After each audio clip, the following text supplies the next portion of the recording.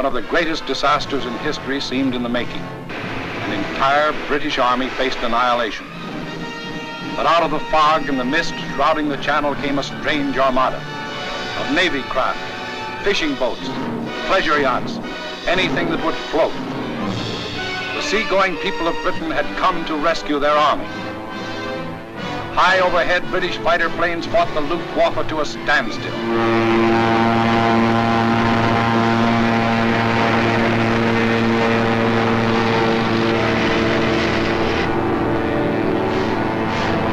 While below, small Allied suicide units held the Germans back long enough for the miracle of Dunkirk to take place.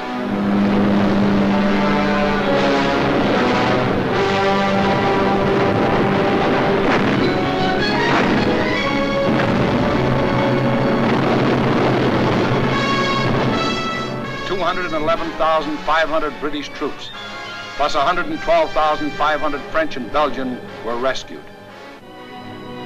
Over 300,000 battle-tested men, grimly determined to go back again with new tools, new weapons with which to blast the hated Nazis out of this world. For free men are like rubber balls. The harder they fall, the higher they bounce. Leading the British by this time was a man who had been bouncing all his life, Winston Churchill, who had tried for years to warn the world about Germany. Meantime, the situation that faced France was as nearly hopeless as a military situation can be. 2/5 of the French army was lost. There were fewer than 50 divisions left to defend a front almost 200 miles long, running from the northern end of the Maginot Line to the sea.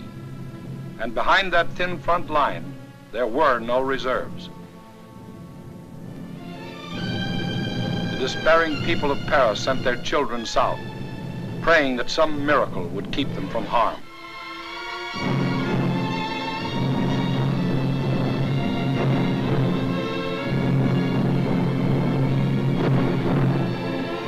The hopeless men of the French army, without adequate arms or equipment, braced themselves for the coming blow. The first blow fell on June 5th. The French resistance was determined, but by June 8th, the left flank army had been shattered and a general withdrawal was ordered to the line of the Marne and the Seine. On June 9th, the German main attack came. Within 2 days, the German armored and motorized divisions roared out into the open terrain. With this breakthrough, the issue of the Battle of France was decided, and from that time on, there was official talk of an armistice. Now, what about the famous Maginot Line? Let's go back and take a look. On June 14th, the Germans launched 2 attacks against the Maginot Line. In both cases, penetrations were effected. But we must remember that this was against fortifications defended by men devoid of hope. In the meantime, Mussolini, now thinking it's safe, sent his divisions racing across the border. The hand that held the dagger has struck it into the back of its neighbor.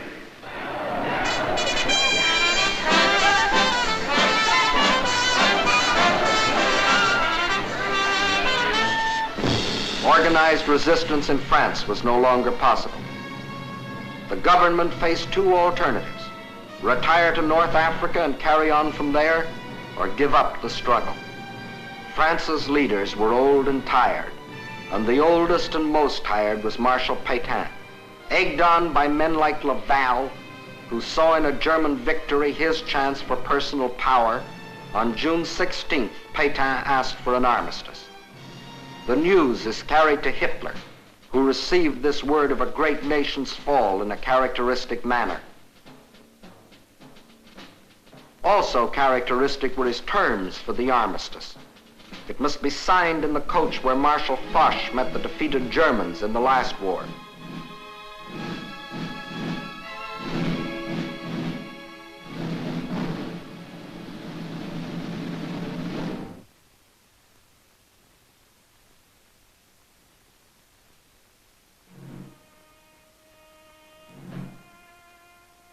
The French delegation arrives to pay the final price of French disunity, and the treachery of some of its leaders. The final price, a price that for centuries to come, the French won't forget. More than 3/5 of their country was to be blacked out by a military occupation. The remainder was to be controlled by a French government acceptable to Hitler. A tax of 400 million francs a day was to be imposed on the French people to support the German army of occupation. Nearly 2 million French prisoners of war were to be taken into Germany and kept there as hostages, to work as slaves or rot of hunger, tuberculosis, or other diseases in concentration camps. Men deliberately and permanently separated from their families in order to decrease the French birth rate and thus eliminate France as a world power in future generations. French civilians, men, women, and children, must slave on farm or in factory for the Nazi master race or starve. There will be a class of subject alien races. We need not hesitate to call them slaves.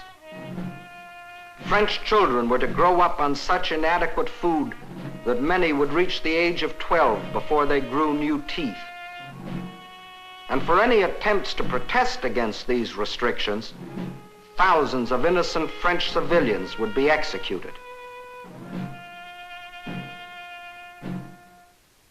This was the price the French were to pay as they signed the armistice. And the master of the master race must go to Paris to tour the streets of what was once the City of Light. You notice no cheering crowds here to welcome in the new order.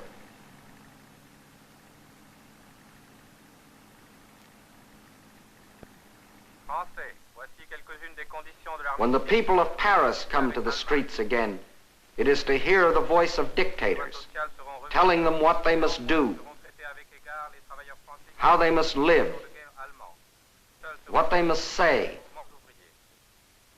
what they must think, telling them how to be slaves. Gone is the Republic of France. Gone is free speech and a free representative government. Gone is liberty, equality, fraternity. These are the French. With their ears they listen, but their minds and their hearts, these are down on the Mediterranean where the battle colors of the regiments are being taken to Africa, out of the Nazi grasp. The people weep as their glory departs, for they don't as yet know that France has hope, a rallying point. Charles de Gaulle, a soldier in the great tradition of Foch, is not surrendering. He will continue to fight, gathering about him loyal Frenchmen from all over the world to become the Free French Army, the Fighting French.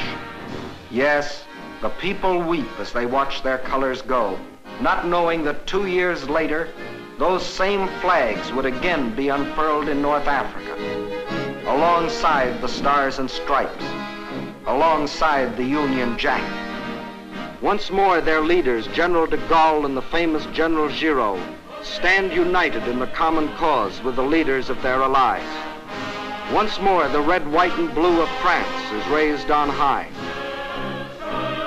For out of the ashes of the defeat and the humiliation of France, her soul has been born again.